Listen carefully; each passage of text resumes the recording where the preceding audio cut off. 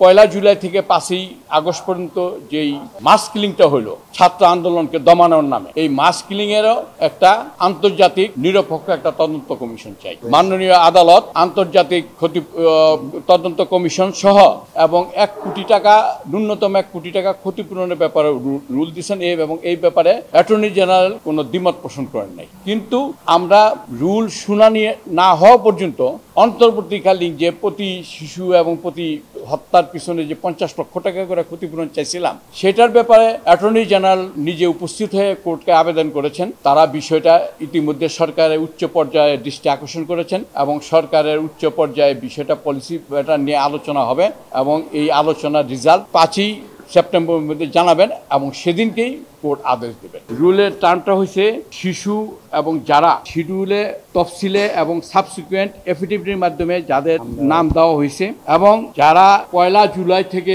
5ই August পর্যন্ত মাস killing হয়েছে তাদের বিষয়ে একটা আন্তর্জাতিক তদন্ত কমিশন গঠন করার ব্যাপারে রুল ইস্যু হয়েছে এবং দুর্দান্ত সব উপাদানে তৈরি ঝাঁঝালো স্বাদের প্রাণ ঝালমুড়ি।